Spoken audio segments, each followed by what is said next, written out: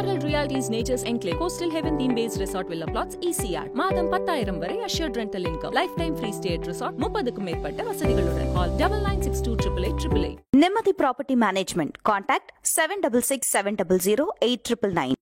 அதிமுகவும் பாஜகவும் கள்ளக்கூட்டணி அப்படின்றது தான் நிலைப்பாடா அவர் சொன்ன ஸ்டேட்மெண்ட்லேருந்து ஆவடி நாசர் சொன்ன ஸ்டேட்மெண்ட்லேருந்து வருது. அப்போ இங்கே என்ன நடக்குது? இப்போ இங்கே வந்து இந்த மாதிரி ஒரு சேகர்குமார் யாதவ்ன்ற அந்த நீதிபதியை பதவி நீக்கம் செய்யப்படணும்னா நீங்கள் அதிமுகவின் பொதுச் செயலாளர் எடப்பாடி பழனிசாமி அவர்கள்ட்ட நீங்கள் கேட்டிருக்கணும். 50 பேர் போதும், 55 பேர் போட்டுட்டாங்க. இப்போ அந்த அப்போ மிச்சம் எல்லாருமே வந்து பாஜகவின் ஸ்லீப்பர்ஸ் இல்லை. 85 பேரில் வந்து மிச்சம் 30 பேர் கிட்ட இருக்கிறாங்க.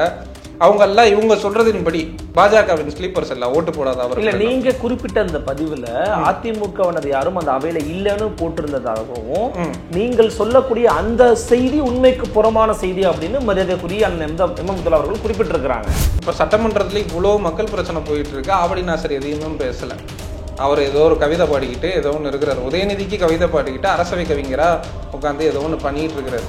அப்ப இப்ப ஆவடி நாசர் வந்து இப்ப இந்த இடத்துல மட்டும் எப்படி முஸ்லீமா மாறினாருன்னு தெரியல. நான் மதச்சாயம் பூசல. இன்க்ளூசிவ் பாலிடிக்ஸ்க்கு உங்க பார்ட்டியில எத்தனை முஸ்லீம்களை எத்தனை தலித்துகளை எடுக்கிறோன்றது கேட்கறது இன்க்ளூசிவ் பாலிடிக்ஸுக்கு தான், செக்யூலர் பாலிடிக்ஸுக்கு தான். அப்ப நான் ரெப்ரசன்டேஷன் கேட்டாவே அது ஒரு வகுப்புவாதமா ஆயிடாது.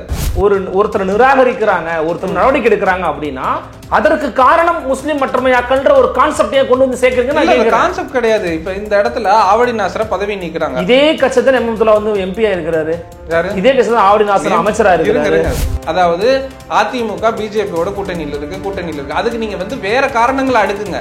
முஸ்லீம்ல ட்ரம்ப் கார்டு மாதிரி ஒரு சூதாட்ட காயின்ஸ் மாதிரி ஒரு தாயக்கட்டையை உருட்டுற மாதிரி முஸ்லீம்களை வச்சு எதுக்கு பணியப்படுத்துறீங்க? திமுக மட்டும் தான் பண்ணதா? அதிமுக கூட தான் இஸ்லாமிய சிறைவாசி விடுதலை பற்றி சட்டமன்றத்தில் பேசுறாங்க. முஸ்லீம்களை பகடை கைகளை அதிமுக பயன்படுத்திக் கொள்கிறார். கலைஞர் மு. கருணாநிதி அவர்களால் கொண்டு வரப்பட்டதுதான் இஸ்லாமியர்களுக்கான இடஒதுக்கீடு. 2009 தானே அந்த இடஒதுக்கீடு கொடுத்தது யாரு? இருங்க, அந்த இடம் கொடுத்தது அந்த இடம் எதுவுமே பண்ணல. கல்வி ரீதியா வேலை வாய்ப்பு ரீதியா எதுவுமே பண்ணலன்னு ஏன் சொல்றீங்க? தமிழ்நாடு ஒரு செக்யூலர் ஸ்டேட்டா இருக்கிறதுக்கு அதிமுக தேவை. இப்ப அதிமுகவை நீங்கள் பலவீனம் இழக்க செஞ்சா ஒட்டுமொத்தமா அது யாருக்கான வேலை? அது இப்ப என்ன டிமாண்டே இல்லாம முஸ்லீம் சொசைட்டிக்கு டிமாண்ட் இருக்கக்கூடாது, பொலிட்டிக்கல் தேர்வு இருக்கக்கூடாது, சாய்ஸ் இருக்கக்கூடாது, எல்லாத்தையும் நீ காலி பண்ணிட்டு உனக்கு நாதி இல்லை, நீ என்ன விட்ட எனக்கு ஆள் இல்லை. நான் பிஜேபி திமுக கொஸ்டின் பண்ணிட்டேன்னா பிஜேபி நான் சங்கி இல்லைன்னா வேற ஏதாவது சொல்லிடுவாங்க. திமுக இப்போ ராஜ்நாத் சிங்கோட உறவுல இருந்தாங்க. இப்போ போயிட்டு நிர்மலா சீதாராமனை பார்த்துட்டு வராங்க.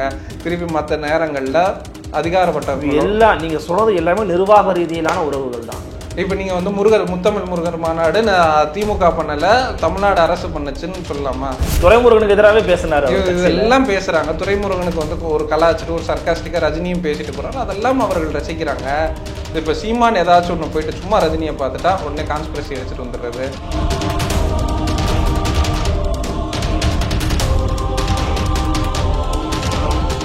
அன்னை பர்னிச்சர்ஸ், அன்னை திருமண சீர்வரிசை பொருட்கள், டிவி, ஃபிரிட்ஜ், வாஷிங் மெஷின் உள்ளிட்ட 200க்கும் மேற்பட்ட பொருட்கள் அடங்கிய திருமண சீர்வரிசை ரூபாய் 99,000 மட்டுமே. தமிழகம் முழுவதும் இலவச டோர் டெலிவரி. தொடர்புக்கு 7550014440 9345044044. ஃபோர்த் ஸ்டேட் தமிழ் நேயர்களுக்கு வணக்கம். இன்று நம்ம இணைந்திருக்கிறார் எஸ்டிபிஐ கட்சியிலிருந்து தோழர் அஸ்மத் ஷரியத்தி அவர்கள். வணக்கம். சமீபத்தில் நீங்க ஒரு பதிவு எழுதியிருந்தீங்க. அதிமுகவும் பாஜகவும் வந்து கூட்டணியில் இருப்பது போன்ற ஒரு தோற்றத்தை வந்து திமுக தரப்பு உருவாக்கி கொண்டிருக்கிறார்கள் அப்படின்ற ரீதியில் எழுதியிருந்தீங்க. ஆனால் அது வந்து கரு இல்லாட்டியுமே கூட சேகர்குமார் யாதவ் அப்படிங்கிற ஒரு நீதிபதிக்கு எதிராக ஒரு தீர்மானத்தை நாடாளுமன்றத்தில் கொண்டு வருவதற்கான வேலையில் இருந்துட்டு இருந்தாங்க. ஏன்னா அது வந்து அவர் இஸ்லாமிய சமூகங்களுக்கு எதிராக, சிறுபான்மைகளுக்கு எதிராக பேசியிருக்கிறாரு அப்படிங்கிறதுல கொண்டு வர முயற்சி பண்ணிட்டு இருந்தாங்க. ஆக்சுவலி நடந்த ப்ராசஸ் என்ன? நீங்க என்ன சொல்ல விரும்புனீங்க? அதுல இல்ல, முதல்ல வந்து தமிழ்நாடு ஆவடி நாசர் தமிழ்நாடு அமைச்சர், சிறுபான்மைத்துறை அமைச்சர் தான் இந்த ஸ்டேட்மெண்ட்டை வெளியிடுறார். அதாவது அதிமுகவும் பாஜகவும் கள்ள கூட்டணியில் இருக்கிறாங்க, அதனால தான் வந்து ஓட் பண்ணல, சேகர்குமார் யாதவுக்கு எதிராக அதிமுக ஓட் பண்ணல, அதாவது ராஜ்சபால வந்து ஓட் பண்ணலன்ட்டு யார் சொல்றாருன்னா சிறுபான்மைத்துறை அமைச்சரான ஆவடி நாசர் அஃபிஷியலா ஸ்டேட்மெண்ட் விடுறாரு. அந்த ஸ்டேட்மெண்ட் கலைஞர் நியூஸ்லயும் இருக்கு. அதை ஒட்டி ஊடகங்கள் வந்து அதிமுகவும் பாஜகவும் கள்ளக்கூட்டணி அப்படின்றது தான் நிலைப்பாடா அவர் சொன்ன ஸ்டேட்மெண்ட்லேருந்து, ஆவடி நாசர் சொன்ன ஸ்டேட்மெண்ட்லேருந்து வருது. இப்போ நாடாளுமன்றத்தில் என்ன நடந்துச்சுன்னா, 2 நாளைக்கு முன்னாடி சம்பவத்தை முழுமையாக சொல்லுங்க. கபில் சிபல் தலைமையிலான அதாவது சுயேட்சை எம்பியான கபில் சிபல் தலைமையில ஒரு குழு வந்து போடுறாங்க. எதுக்காக போடுறாங்க? அதாவது சேகர்குமார் யாதவ்ன்றது நீதிபதியை நீக்கணும், பதவி நீக்கம் செய்யணும்ட்டு ஒரு தீர்மானம் போடுறாங்க.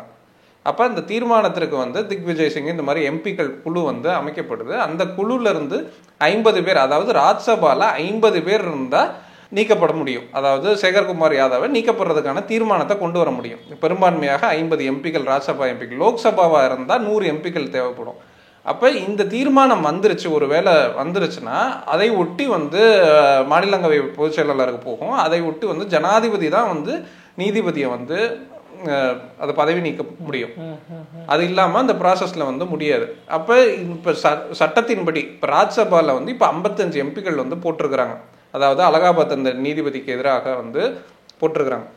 அப்போ இதுவே உயர்நீதிமன்ற நீதிபதி இந்த மாதிரி பண்ணியிருந்தா, நீதிபதி சேகர்குமார் யாதவ் பேசின மாதிரி பேசியிருந்தா, உயர்நீதிமன்ற நீதிபதி பேசியிருந்தா, ஒரு உச்சநீதிமன்ற நீதிபதியும் உயர்நீதிமன்ற நீதிபதியும் போட்டு அந்த குழு அமைக்கப்பட்டு அதுல இருந்து அவரை வந்து அதுக்கு அடுத்த கட்ட விசாரணைக்கெல்லாம் சொல்லலாம். இப்போ இது உச்சநீதிமன்ற நீதிபதி இருக்கிறதுனால 2 உச்சநீதிமன்ற நீதிபதிகளும் அதை ஒட்டி உள்ள ஒரு குழு அமைக்கப்படும். 3 பேர் கொண்ட நீதிபதி குழு வந்து அமைக்கப்பட்டு அது வந்து அதற்கு மீது வந்து ஜனாதிபதிக்கு போய் விசாரணைக்கு போய் தான் நீக்கப்படும். ஓகே. இப்போ இதுல இதுதான் ப்ராசஸ். இப்போ நேற்று முன்தினம் வந்து என்ன நடந்திருக்குன்னா 36 எம்பிக்கள் போட்டிருக்கிறாங்க. அதாவது இந்தியா கூட்டணியில உள்ள எம்பிக்கள். இப்போ இந்தியா கூட்டணியில உள்ள ராஜ்சபா எம்பிக்கள்னு கணக்கு பார்த்தா 85 பேர் இருக்கிறாங்க ராஜ்சபா எம்பிக்கள். அப்போ 100க்கு மேற்பட்ட எதிர்கட்சி எம்பிக்கள் இருக்கிறாங்க. அதுல அதிமுகவை சேர்ந்த 3 பேர் இருக்கிறாங்க.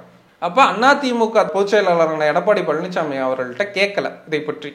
இந்த மாதிரி நாங்கள் ஒரு தீர்மானம் கொண்டு வரோம், இது கபில் சிபல் தலைமையில வந்து அமைக்கப்படுது. அந்த குழு அமைக்கப்பட்டதுக்கு அப்புறம் வந்து 36 பேர் போடுறாங்க. நேற்று முந்தைய, அதாவது சரியாக சொல்லணும்னா 11ஆம் தேதி சொல்றீங்க நீங்க, அமைக்கப்படுது. நேற்று வந்து யாரும் கிடையாது, அவையில வந்து கிடையாது. அதை வந்து என்னோட பதிவுக்கு கீழே வந்து ராஜ்சபா எம்பியான MM அப்துல்லா தெளிவா வந்து மென்ஷன் பண்றாரு. அவையில இருந்ததாக மென்ஷன் பண்றாரு, ஒருத்தர் இருந்ததாக மென்ஷன் பண்றாரு. ஏன்னா அவருக்கு தெரியுங்க, அவருக்கு அங்க யார் இருந்தாங்க, ஒருத்தர் அவர்தான் எம்பி. அவரு அதான் ஒருத்தர் இருந்ததா சொல்றாரு, அவரே தெளிவா சொல்றாரு, ஒருத்தர் இருந்ததா சொல்றாரு, மற்ற யாரும் இல்லைன்னு சொல்றாங்க. அதற்கு கீழே இன்னொருத்தர் அதிமுகவை சேர்ந்த ஒருத்தர் வந்து சொல்றாரு, ஒரே ஒருத்தர் இருக்கிறார், அவர் வந்து OPS ஆதரவாளர் தர்மர். ஆமா, மிச்சம் யாரும் கிடையாது, அவையில இல்ல. அப்ப ராஜ்சபா எம்பி திமுக எம்பி அவரே MM அப்துல்லா கன்ஃபார்ம் பண்ணிட்டார். அப்போ ஒருத்தர் தான் இருந்திருக்கிறார், மிச்சம் 3 பேர் இல்லை. அப்போ 4 MP தான் ராஜ்சபா எம்பி அதிமுகவுக்கு இருக்கு, ஒருத்தர் தான் இருந்திருக்கிறான்ட்டு யாரு திமுகவின் MP MM அப்துல்லா கன்ஃபார்ம் பண்ணிட்டார். அப்போ தர்மர்ன்ற அந்த ஒரு நபர் வந்து OPS-ஓட ஆதரவாளர். அப்போ சரி, நீங்கள் வந்து இந்த மாதிரி தீர்மானம் கொண்டு வரீங்க. இப்போ முல்லை பெரியார் இஷ்யூனா இப்போ சட்டமன்றத்தில் நடக்கும்போது CPM MLA வந்து பேசும்போது, மாலி பேசும்போது என்ன சொல்லியிருந்தாருன்னா, எதிர்த்து பேசியிருந்தார். இந்த மாதிரி வந்து எதிர்கட்சி தலைவர் இப்படி பேசக்கூடாது, எடப்பாடி பழனிசாமி இப்படி பேச. அப்போ என்ன பண்ணுறாங்கன்னா, யார் நம்ம பொதுச் செயலாளர் திமுகவின் பொதுச் செயலாளர் துரைமுருகன் என்ன சொல்கிறாருன்னா, அவர் சொல்கிறதுல நியாயம் இருக்குல்ல அப்படின்னு அந்த ஸ்டேட்மெண்ட்டை முடிக்கிறாங்க. அப்போ தமிழ்நாட்டோட பொதுநலன் கருதி ஒரு விஷயத்தை அதிமுகவும் திமுகவும் சேர்ந்து அந்த இடத்துல வந்து CPM கூட்டணியில் இருந்தாலும் CPM MLA வந்து இது சைலண்ட் பண்ணுறாரு. யார்? இப்போ பொதுச் செயலாளரான துரைமுருகன். அப்போ இங்கே என்ன நடக்குது? இப்போ இங்கே வந்து இந்த மாதிரி ஒரு சேகர்குமார் யாதவ்ன்ற அந்த நீதிபதியை பதவி நீக்கம் செய்யப்படணும்னா நீங்கள் அதிமுகவின் பொதுச் செயலாளரான எடப்பாடி பழனிசாமி அவர்கள்ட்ட நீங்கள் கேட்டிருக்கணும். அப்போ இது ஒரு 2 நாள் ஷார்ட் அண்ட் பீரியட்லேயே நடக்குது, ஒரு 2 நாளைக்குள்ள நடக்குது. சரி, இப்போ 84 பேர் வந்து 85 பேர் வந்து காங்கிரஸோட அதாவது ஒட்டுமொத்தமாக இந்தியா கூட்டணியின் எம்பிக்கள் இருக்கிறாங்க. 50 பேர் ஓட்டு போட்டால் போதும், அதே போதுமானது, பெரும்பான்மையானது, அது போதும். லோக்சபாவுக்கு தான் 100 பேர் தேவை, 50 பேர் போதும், 55 பேர் போட்டுட்டாங்க. இப்போ அந்த அப்போ மிச்சம் எல்லாருமே வந்து பாஜகவின் ஸ்லீப்பர்ஸ் இல்லை. 85 பேரில் வந்து மிச்சம் 30 பேர் கிட்ட இருக்கிறாங்க. அவங்க எல்லாம் இவங்க சொல்றதின்படி பாஜகவின் ஸ்லீப்பர்ஸ் எல்லாம் ஓட்டு போடாத. அவர் இல்ல, நீங்க குறிப்பிட்ட அந்த பதிவுல அதிமுகவினர் யாரும் அந்த அவையில இல்லைன்னு போட்டிருந்ததாகவும், நீங்கள் சொல்லக்கூடிய அந்த செய்தி உண்மைக்கு புறமான செய்தி அப்படின்னு மரியாதைக்குரிய MM அப்துல்லா அவர்கள் குறிப்பிட்டிருக்கிறாங்க. அவர்தான் தெளிவா சொல்லிட்டாரு, ஒரே ஒருத்தர் தான் இருந்திருக்கிறாருன்னு சொல்றாரு. அந்த ஒருத்தர் OPS ஆதரவாளர்னு தெளிவா சொல்லியாச்சே.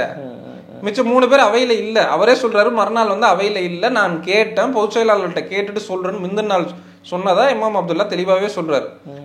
முந்த நாள் நாங்கள் வந்து கேட்டோம், அதிமுக கேட்டோம், நாங்கள் பொதுச் செயலாளர்கிட்ட கேட்டுட்டு சொல்றோம். இன்னொன்னு 50 பேர் தாண்டி ஒரு 10% வந்து பெரும்பான்மைக்கு மேல 10% நாங்க எடுப்பதற்காக நாங்க ஓட்டுகளை வந்து போட்டு சொல்றாரு அவர். ஆமா, அது 55 பேர் இப்போ போட்டாச்சு. அப்ப அந்த ப்ராசஸ் முடிஞ்சிருச்சு. அப்ப இந்த இடத்துல நாம் எஸ்டிபிஐ கட்சியை என்ன கொஸ்டின் பண்றோம்னா, இப்ப இந்த நியூஸை இப்ப சட்டமன்றத்துல இவ்வளவு மக்கள் பிரச்சனை போயிட்டு இருக்கு, ஆவடி நாசர் எதையுமே பேசல. அவர் ஏதோ ஒரு கவிதை பாடிக்கிட்டு ஏதோ ஒன்று இருக்கிறார். உதயநிதிக்கு கவிதை பாடிக்கிட்டு அரசவை கவிஞரா உட்காந்து ஏதோ ஒன்று பண்ணிட்டு இருக்கிறார். அப்ப இப்ப ஆவடி நாசர் வந்து இப்ப இந்த இடத்துல மட்டும் எப்படி முஸ்லீமா மாறினாருன்னு தெரியல. நம்ம 4th எஸ்டேட் இன்டர்வியூல ஒரு 2-3 மாசத்துக்கு முன்னாடி பேசியிருக்கிறோம். 3 மாசம் 1 வருஷத்துக்கு முன்னாடியே பேசியிருக்கிறோம். ஆவடி நாசரை ஒரு பொதுவான ஒரு பால்வர்த்துறை அமைச்சர் பதவியில இருந்து ஏன் நீக்குனாங்க, அதுக்கு எந்த கொஸ்டினும் இல்லை, ஊழல் குற்றச்சாட்டு இல்லை, எதுவும் இல்லாமல் நீக்கி அவரை தூக்கி 1 வருஷம் கழிச்சு மைனாரிட்டி போஸ்டிங்கில் போட்டுட்டு மைனாரிட்டி போஸ்டிங்ல இருந்து செஞ்சி மஸ்தானை எடுத்து பதவியை நீக்கி இருக்கிறாங்க. செஞ்சி மஸ்தானோட உறவினர்கள் இருந்த திமுகல இருந்ததையும் நீக்கினாங்க. ஆவடி நாசரோட பையன், இவர்கள் எல்லாரையும் பதவியிலிருந்து நீக்கிறாங்க. அப்ப முஸ்லீம் மற்றமையாக்கள் ஒரு பக்கம் எல்லா பக்கமும் நடந்து இல்ல. அது நாட் ஓன்லி ரிலீஜன் ரீசன் இல்ல தோழர், நீங்க எல்லாத்துக்குமே வந்து இஸ்லாமிய நலத்தையும் புகுத்துறீங்க. ஒரு கட்சியா பார்க்கும்போது ஒரு ஜனநாயக கட்சியில செயல்பாடுகள் அடிப்படையில் முடிவுகள் எடுப்பாங்க. அவர் மகன் மீது ஒரு விமர்சனம் இருக்குது, குற்றச்சாட்டு இருந்திருக்குது, அதனால நீக்கி இருக்கிறாங்க. எல்லாத்துக்குமே நீங்க ஏன் மதச்சாயம் இல்ல? இப்ப ஒரு கட்சியில இன்னைக்கு வந்து மதச்சாயம் இல்லை. இன்னைக்கு கட்சியில இந்தியாவில் இருக்கக்கூடிய எல்லா கட்சியில இருந்தும் முஸ்லீம் ரெப்ரசன்டேஷன்ஸ் இல்லாமல் ஆக்கப்பட்டிருக்கு. அது வந்து பிஜேபியில இல்ல, அது வேற. பிஜேபி தவிர்த்து இந்தியா பிஜேபியில கூட வேலூர் இப்ராஹிம் இருக்கிறாரு, ஒருத்தர் இருக்கிறாரு, பேருக்கு இருக்கிறார். அவர் என்ன அரசியல் பேசுறாருன்னு எல்லாருக்குமே தெரியும். அதை தாண்டி இந்தியா முழுக்க நான் உன்னை காப்பாத்துறேன், நான் உன்னை இது பண்றேன் அப்படின்னு சொல்ல பாதுகாக்கிறேன், நான் சோசியல் ஜஸ்டிஸ் பேசுறேன், நான் செக்யூலரிசம் பேசுறேன். அப்ப இவர்களோட பார்ட்டியில இன்க்ளூசிவா முஸ்லீம்கள் எத்தனை பேர் இருக்கிறாங்க? அதனாலதான் இந்தியா கூட்டணியில காங்கிரஸ் கட்சியில எத்தனை எம்பிக்கள் இருந்திருக்காங்க அப்படின்னு கேட்கிறோம். காங்கிரஸ் கட்சியில எத்தனை எம்எல்ஏஸ் இருக்கிறாங்க, அதாவது முஸ்லீம் எம்எல்ஏஸ். அப்ப இன்க்ளூசிவ் நான் மதச்சாயம் பூசல, இன்க்ளூசிவ் பாலிடிக்ஸ்க்கு உங்க பார்ட்டியில எத்தனை முஸ்லீம்களை எத்தனை தலித்துகளை எடுக்கிறோன்றது கேட்கறது இன்க்ளூசிவ் பாலிடிக்ஸுக்கு தான், செக்யூலர் பாலிடிக்ஸுக்கு தான். அப்ப நான் ரெப்ரசன்டேஷன் கேட்டாவே அது ஒரு வகுப்புவாதமா ஆயிடாது. நான் ரெப்ரசன்டேஷன் ஆனா அதை மறுக்கவே இல்லை. நீங்க என்ன பண்றீங்கன்னா, ஒருத்தர் நிராகரிக்கிறாங்க, ஒருத்தர் நடவடிக்கை எடுக்கிறாங்க அப்படின்னா அதற்கு காரணம் முஸ்லிம் மற்றமையாக்கள்ன்ற ஒரு கான்செப்டே கொண்டு வந்து சேர்க்கறீங்க. கான்செப்ட் கிடையாது. இப்ப இந்த இடத்துல ஆவடி நாசரை பதவி நீக்குறாங்க. இதே கட்சிதான் எம்எம்துல்லா வந்து எம்பியா இருக்கிறாரு. இதே கட்சிதான் ஆவடி நாசர் அமைச்சரா இருக்கிறாரு. சொல்றேன். அப்ப ஆவடி நாசரை பதவி நீக்கினாங்க. இப்ப செந்தில் பாலாஜிய ஊழல் குற்றச்சாட்டு இருக்குது, உள்ள போனார், சிறைக்கு போனார், வெளியே வந்து திருப்பி அதே பதவியை அது வரைக்கும் வந்து எம்டியா வச்சிருந்து செந்தில் பாலாஜிக்கு கொடுக்குறாங்க. அப்ப இவர்கள் சொல்லக்கூடிய ஓபிசி இந்துக்களின் பதவி எதையுமே பறிக்கப்படல. அவர்கள் மீது 1000 ஊழல் குற்றச்சாட்டு இருந்தாலும் அவர்களுக்கு அந்த பதவி உறுதி செய்யப்பட்டதாக இருக்கு. இங்கே எந்த ஊழல் குற்றச்சாட்டும் இல்லை. இது வந்து ஆவடி நாசருக்கு புரியுமானா சத்தியமா புரியாது.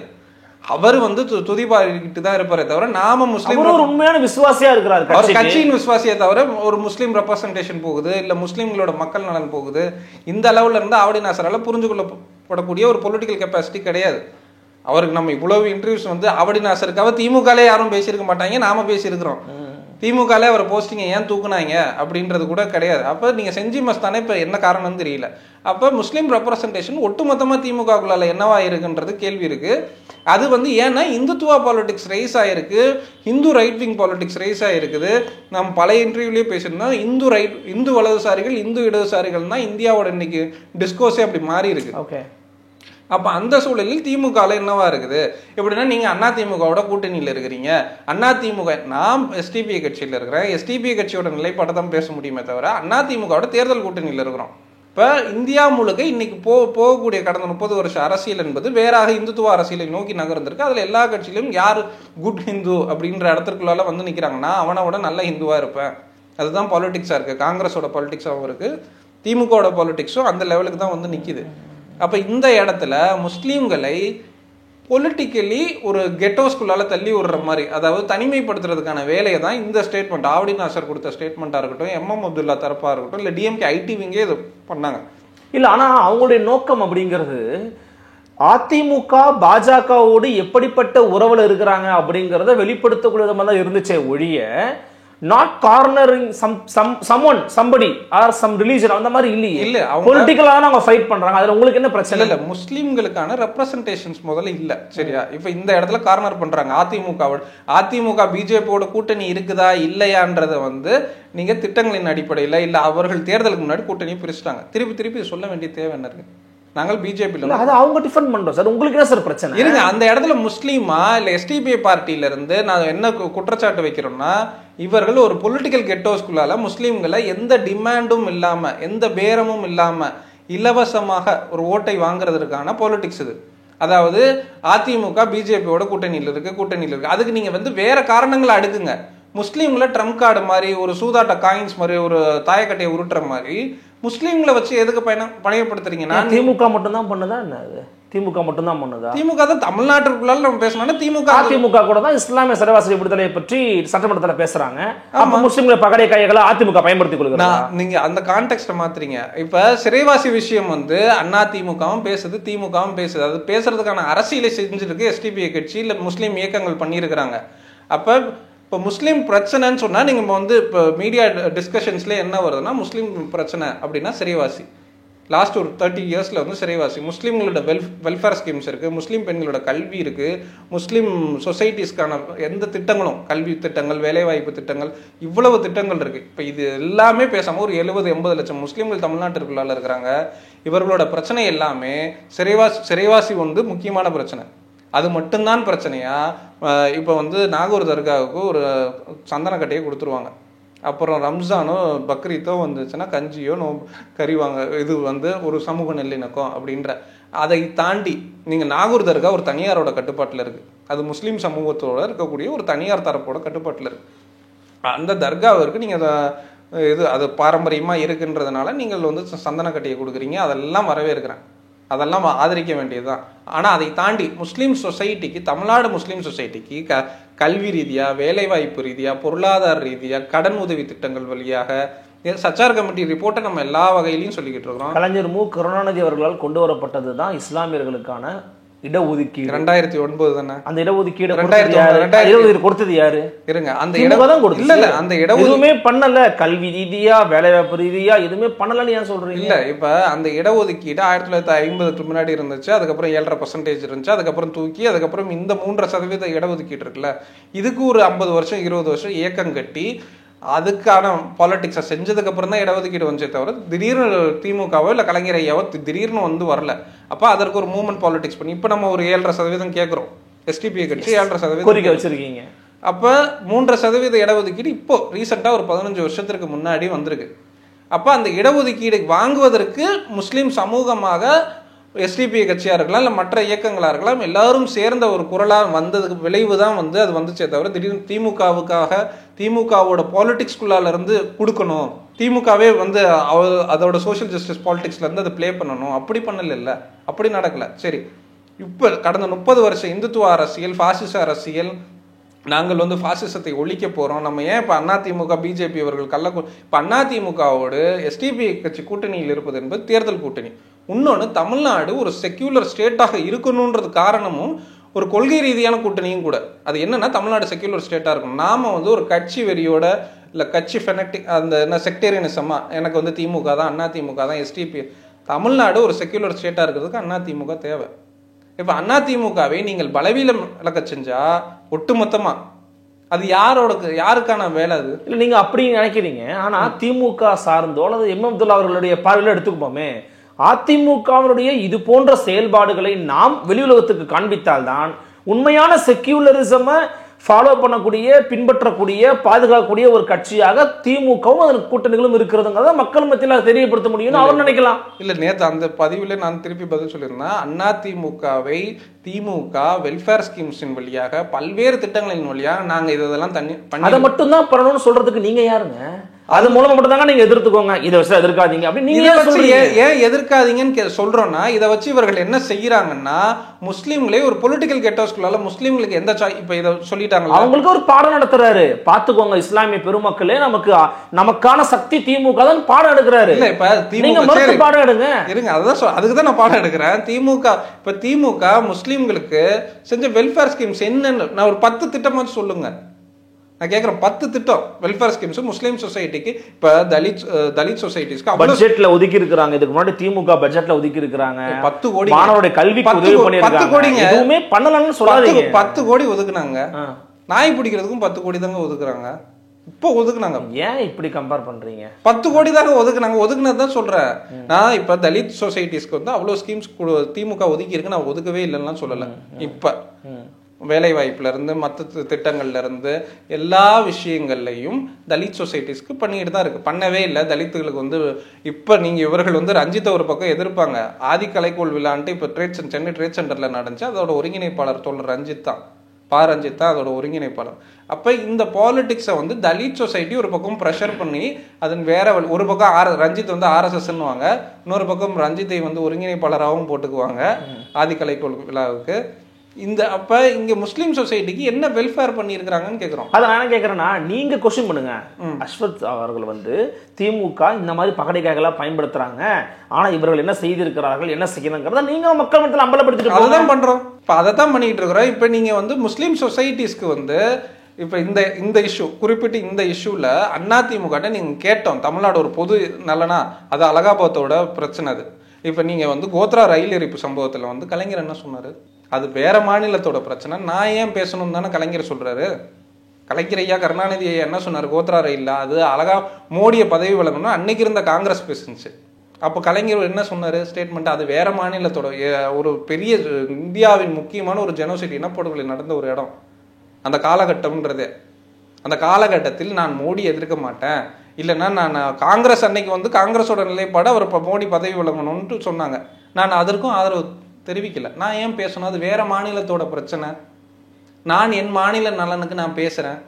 அப்போ இந்த இஷ்யூல அலகாபாத்தோட இஷ்யூ நீதிபதி பேசுறாரு, இந்த டீப் ஸ்டேட்னு பேசுறோம். இன்னைக்கு வந்து ராகுல் காந்தி சொல்றாரு, எல்லாரும் சொல்றாரு இந்தியாவில் ஒரு பாசிச அரசியல் சூழல் போயிட்டு இருக்கு. அப்போ ஒரு குறைந்தபட்ச அளவில் ஜனநாயக ரீதியாக நீங்கள் தமிழ்நாட்டு மக்கள், நீங்கள் உங்களுக்கு முஸ்லீம் மக்கள் மீது நலன் இருக்கு அப்படின்னா அதிமுக இந்த டிமாண்டுக்கு வாங்க.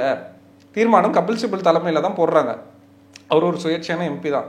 அப்போ இந்த மாதிரி போடுறாங்க, இதுக்கு நீங்களும் வாங்க, நம்ம ஒன்றா பாலிடிக்ஸ் பண்ணுவோம். ஆக்கப்பூர்வமாக முஸ்லீம் சொசைட்டிஸ்க்கு வெளித்தள்ளப்படுது, இந்திய அரசியலில் முஸ்லீம் சமூகம் வெளித்தள்ளப்படுது, நாம் வந்து ஒன்றாக இந்த இஷ்யூவில் பேசணும். அப்போ உங்களுக்கு இந்த இஷ்யூவை பொறுத்த வரைக்கும் ஒரு ஓட் பேங்க் இதை சொல்லிட்டு அதிமுக ஃப்ரீ ஆஃப் காஸ்ட்டில் உங்களுக்கு ஓட்டு வரணும். அதுதான் சொல்கிறேன். காங்கிரஸ் இந்த இந்தியா கூட்டணியின் காங்கிரஸ் வந்து இந்த இடத்துல தேர்தலில் வரும்போது நியாயப்பத்திரால ஒரு ஸ்கீம்ஸும் அறிவித்தது கிடையாது. அதுக்காக SDPI கட்சி காங்கிரஸோட கூட்டணியில் இல்லைன்னா சொல்ல முடியாது. காங்கிரஸோட அந்தந்த மாநில அளவில் இப்போ கர்நாடகா தேர்தல் இல்லை, ஒரு லோக்கல் பாடி எலெக்ஷனில் வந்து கர்நாடகாவில் காங்கிரஸோட இருக்கிறாங்க. இப்போ கேரளாவில் பாலக்காடு இஷ்யூ லோக்கல் கான்ஸ்டியூஷனில் வந்து காங்கிரஸ்க்கு ஆதரவு தெரிவித்தாங்க. அதை CPM-ம் என்னவா மாத்துச்சுன்றது கேரளா அரசியலை புரிந்தவர்களுக்கு தெரியும். காங்கிரஸுக்கு வந்து புரியுது. அப்போ நம்ம வந்து எல்லாரையும் வந்து வெளித்தள்ளல, காங்கிரஸை வெளித்தள்ள, திமுக வெளித்தள்ளல, அதிமுக வெளித்தள்ள. அப்போ நான் வந்து ஒரு முஸ்லீம் பொசிஷன்ல இருந்து பேசுகிறேன். அப்போ நீங்கள் வந்து அதிமுக இந்த மாதிரி ஒட்டுமொத்தமாக அடிச்சின்னா அப்போ என்ன டிமாண்டே இல்லாமல், முஸ்லீம் சொசைட்டிக்கு டிமாண்ட் இருக்கக்கூடாது, பொலிட்டிக்கல் தேர்வு இருக்கக்கூடாது, சாய்ஸ் இருக்கக்கூடாது, எல்லாத்தையும் நீ காலி பண்ணிட்டு உனக்கு நாதி இல்லை, நீ என்ன விட்ட எனக்கு ஆள் இல்லை.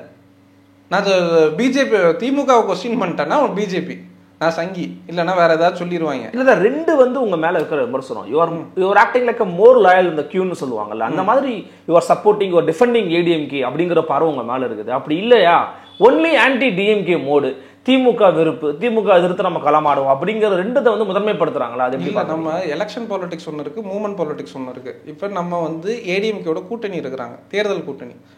அப்போ தேர்தல் கூட்டணி அளவில் நாம் என்ன உரையாடல் செய்கிறோமோ அந்த உரையாடலை அதிமுகவோடு செஞ்சுக்கிட்டு இருக்கிறோம். நான் அதுக்கு மீது அதை தாண்டி SDPI கட்சிக்கு அதிமுகவோடு ஏன் கூட்டணி இருக்கிறோம் அப்படின்றதுக்கான இந்த பாசிச அரசியல் சூழல்ல நான் விளக்குறேன். SDPI அதிமுக மாதிரியான ஒரு வெகுஜன கட்சியோடு SDPI இருக்கு, அது ஒரு செக்யூலர் ஃபோர்ஸஸை செக்யூர் பண்ணும், சேஃப் பண்ணும், அதனால் அதிமுகவை சப்போர்ட் பண்றோம். இப்போ நம்ம இந்தியா கூட்டணி ஒரு பக்கம் நான் தான் திட்டுறேன், இப்போதான் நான் தான் சொல்றேன் கேரளாவில் வந்து காங்கிரஸ் ஆதரிச்சாங்க. அப்ப லோக்கல் இஷ்யூ பேஸ்ல நம்ம நிறைய விஷயங்களுக்கு லோக்கல் இஷ்யூ, அங்க இருக்கக்கூடிய சூழல், அங்க இருக்கக்கூடிய மக்களோட பிரச்சனை, இதை ஒட்டி அங்கங்க லோக்கல் பார்ட்டிஸ்க்கு வந்து இல்ல அதெல்லாமே புரியுது எனக்கு. உங்க நிலைப்பாடுகள் கட்சி நான் புரிஞ்சுக்கிறேன், லோக்கல்ல எப்படி நீங்க ஸ்டாண்ட் எடுக்கிறீங்க நான் புரிஞ்சுக்கிறேன். ஆனா அதிமுக இப்பதான் பிஜேபில இருந்து விலகி இருக்கிறாங்க. அவங்களும் இவ்வளவு தூரம் நம்பக்கூடிய அஸ்வத்தோ இல்ல SDPI கட்சியோ நெடுங்காலமாக பிஜேபி விட்டு விலகியே இருந்து அரசியல் செய்து கொண்டிருக்கக்கூடிய திமுக சின்னதா ஒண்ணு பண்ணிட்டாங்கன்னா உடனே நீங்க ரியாக்ட் ஆகுறீங்களா? அதுதான் ஏன்னு கேட்க. இல்லை, இப்போ கூட ராஜ்நாத் சிங், இப்போ நாங்கள் வந்து SDPI கட்சியாக இல்லை அஸ்வத் சரியத்தியாக கூட சொல்கிறேன், இங்கே அதிமுகவையும் திமுகவையும் அப்படி ஃபுல் ஃபோர்ஸ்டாக செக்யூர் பண்ணுறதுக்கு SDPI கட்சி இல்லை. SDPI கட்சிக்கு தனித்த ஒரு நிலைப்பாடு இருக்குது, ஒரு பொலிட்டிக்கல் பொசிஷன் இருக்குது. அதிமுகவோட தேர்தல் அளவில் கூட்டணி இருக்கிறாங்க. தேர்தல் அளவுல வந்து அதிமுகவுக்கு தன்னோட செக்யூலர் பாலிடிக்ஸ் செய்யணுன்றதுக்கு எஸ்டிபிஐ கட்சி தேவைப்படுது. எஸ்டிபிஐ கட்சிக்கு தமிழ்நாடு செக்யூலரா இருக்கணுன்றதுக்கு அதிமுகவோட கூட்டணி இருக்கு. அப்ப இதுதான் இந்த டைலெக்டிக்ஸ் வந்து இதுதான். அப்ப திமுக இப்ப ராஜ்நாத் சிங்கோட உறவுல இருந்தாங்க. இப்ப போயிட்டு நிர்மலா சீதாராமனை பார்த்துட்டு வராங்க. திருப்பி மற்ற நேரங்கள்ல அதிகாரப்பட்ட எல்லாம் நீங்க சொல்றது எல்லாமே நிர்வாக ரீதியிலான உறவுகள் தான்.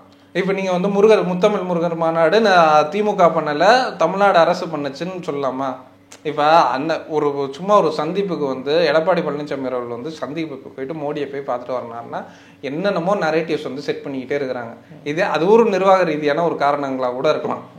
இப்ப இவர்களும் நிர்மலா சீதாராமனை போய் மினிஸ்டர்ஸ் எல்லாரும் போய் பார்த்துட்டு வந்தாங்க. தமிழ்நாடு சீமானும் ரஜினியும் போய் மீட் பண்ணாங்க.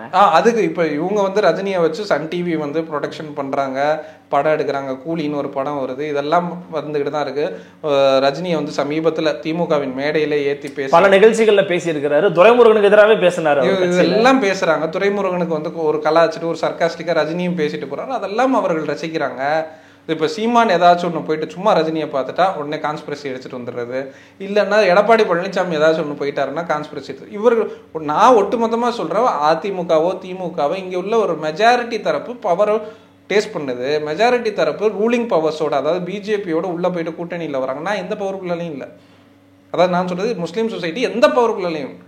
So you are speaking for the people அப்படிங்கிறத நீங்க சொல்ல வரீங்க. நான் மக்களுக்காக தான் பேச முடியும். நான் மக்களுக்காக கூட்டணி வைக்கிறேன். நான் ஏன் கூட்டணி வைக்கிறேன்ற நிலைப்பாடை சொல்ல முடியும்.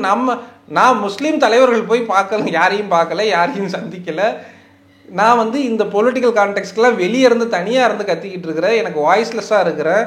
எனக்கு வந்து இந்தியா கூட்டணியும் வந்து இது பண்ணல. ஒரு பக்கம் பிஜேபி வந்து நேரடியான எதிரியாக இருக்கிறான். அப்போ நான் வந்து தனியாக இருக்கேன், கெட்டோவாக இருக்கிறேன். ஓகே, நான் தனியாக இருந்து நீ ஏன்டா இப்படி பண்ணிக்கிட்டு இருக்கிறேன்? என்ன சேரியில் தூக்கி கெட்டோன்னு நான் இங்கிலீஷில் நாகரீகமாக சொல்கிறேன். என்ன சேரியில் தூக்கி தனியாக போட்டிருக்கிறான். அரசியல் சேரியில் தூக்கி தனியாக போட்டு வச்சிருக்கிறான். நான் தனியாக இருந்து என்னை இன்க்ளூசிவாக நீ உள்ளே எடுத்துக்கோ, எப்படி தலித்துகள் பேசுகிறாங்களோ அதே மாதிரி நானும் உள்ளே எடுத்துக்கோ, நீ உள்ளே எடுத்து பேசு. அதே நேரத்தில் நம்ம வந்து காங்கிரஸோடையும் பல இடங்களில் உறவோடு தான் இருக்கிறோம். ஆனால் காங்கிரஸ் கட்சி நம்மளை என்ன சொல்லணும்னா, நீங்கள் வந்து ஒரு ஃபண்டமெண்டலிஸ்ட் பார்ட்டி, நீங்கள் வந்து ஒரு வகுப்புவாத அரசியல் செய்கிறீங்க. இப்போ கேரளா சூழலையும் அதான் நடந்துச்சு. காங்கிரஸ்க்கு ஆதரவு தெரிவிக்கிறாங்க. சிபிஎம் என்ன கேரளா சட்டமன்றத்திலே பினராயி என்ன சொல்றாருன்னா, இவர்கள் நீங்க மதவாதிகளோட கூட்ட சேர்ந்துட்டீங்க. முஸ்லீம் லீக்கை சொன்னாரு. ஓகே, அப்ப முஸ்லீம்களோட ஒட்டுமொத்த பொசிஷன் வந்து ஓரங்கட்டப்படுது, ஒரு கெட்டோவா ஆகிட்டு இருக்கு. நம்ம வந்து அதிமுகவோட தான் வந்து லாயலா இருக்கணும். அதிமுகவோடு தேர்தல் அரசியலுக்கு லாயலா தான் இருக்குது எஸ்டிபிஐ கட்சி. அப்ப நாளைக்கு திமுகவோடும் போகலாம். அதாவது நாளைக்குன்னா நாளைக்கே கிடையாது. அப்ப இன்னைக்கு இருக்க அரசியல் சூழல்ல லாயலாக தான் இருக்கிறாங்க. தேர்தல் கூட்டணி அளவில் தான் அதை புரிஞ்சுக்க முடியுமே தவிர எஸ்டிபிஐ கட்சியோட நிலைப்பாடு இதுதான்.